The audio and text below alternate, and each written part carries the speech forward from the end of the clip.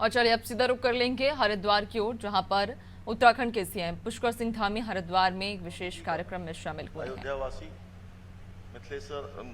मिथिलेश नंदिनी शरण जी का और उनकी पूरी टीम का मैं जितनी सराहना करूं उतनी कम है।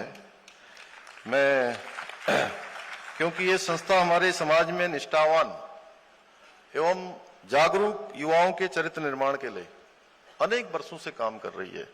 अनेक इस प्रकार के प्रयास पहले भी किए गए हैं, जैसा आप सभी जानते हैं, और आप सब में से बहुत सारे लोगों को बहुत सारे कार्यक्रमों में इनमें सहभाग करने का अवसर मिला होगा। भाइयों बहनों, हम सभी जानते हैं कि आज हमारे आदरणीय प्रधानमंत्री नरेंद्र मोदी जी के नेतृत्व में आज भारतीय संस्कृति को संपूर्ण विश्व के अंदर पहचान मिल रही है। भारतीय सनातन संस्कृति की अनमोल धरोहर योग और प्राणायाम को भी आज पूरा विश्व अपना रहा है। पूरे विश्व के अंदर इनकी आज एक मान्यता हो रही है। 21 जून को मनाया जाने वाला योग दिवस, इसका हमारा प्रत्यक्ष हमारे सामने इसका प्रमाण है। आज विश्व के अनेक देशों के राष्ट्राध्यक्ष मां गंगा की आरती और श्रीमद् भागवत गीता के आध्यात्मिक सार को समझकर हमारी संस्कृति को अपना भी रहे हैं।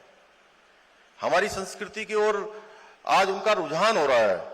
भाइयों बहनों, भारतीय संस्कृति को संरक्षित और संवर्धित करने के साथ ही आदरणीय प्रधानमंत्री मोदी जी ने हमारे सामने 2047 में विकसित भारत का संकल्प रखा है और उसके लिए निरंतरता से आज काम भी हो रहा है।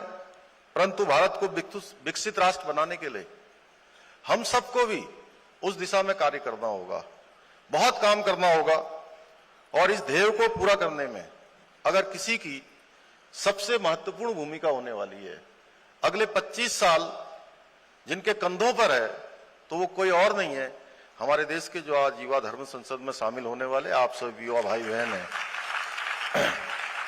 और कोई भी राष्ट्र, चाहे वो आर्थिक रूप से आगे बढ़े, सामाजिक रूप से आगे बढ़े, राजनीतिक रूप से, सांस्कृतिक रूप से, वो तभी विकसित हो सकता है जब तक वहां की युवा शक्ति संगठित और आत्मनिर्भर और राष्ट्रवाद की भावना से प्रेरित न हो, युवा शक्ति का हर क्षेत्र में अपना योगदान न हो।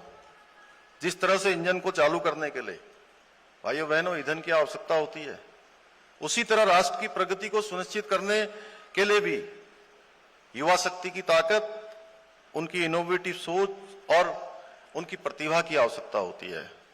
आज भारत पूरी दुनिया के अंदर एक युवा देश के रूप में जाना जाता है और अगर देश के युवा सही दिशा में कार्य करेंगे तो वह दिन दूर नहीं है जब भारत पुनः विश्व गुरु के पद पर आसीन न हो। हम उस दिशा में आगे बढ़ रहे हैं। आज भारत के युवाओं को अपने देश को आगे ले जाने की एक उनके अंदर एक भावना विकसित हो चुकी है। हर युवा आज कहीं ना कहीं हर क्षेत्र में, कर्म क्षेत्र में अपना योगदान दे रहा है। आज का युवा देश के प्रति जिम्मेदार भी है, कर्तव्यपरायण भी बन रहा है।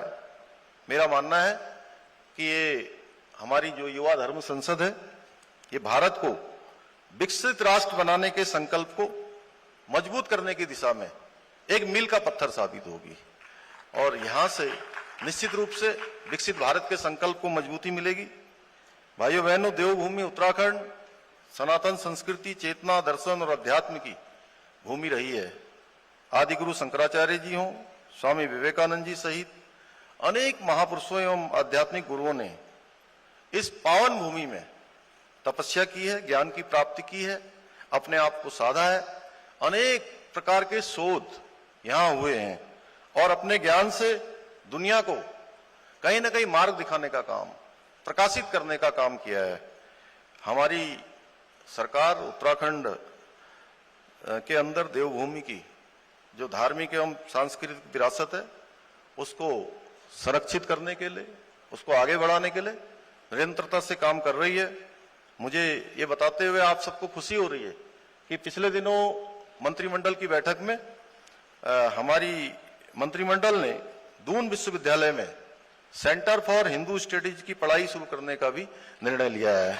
एक बड़े केंद्र के रूप में हम दून विश्वविद्यालय को इस दिशा में विकसित करेंगे। इस सेंटर में हिंदू सभ्यता की प्राचीन सिद्धांतों, इतिहास और दर्शन आदि से जुड़े हुए सभी पहलुओं और शिक्षण और शोध का कार्य किया जाएगा। भाइयों बहनों, मुझे गर्व है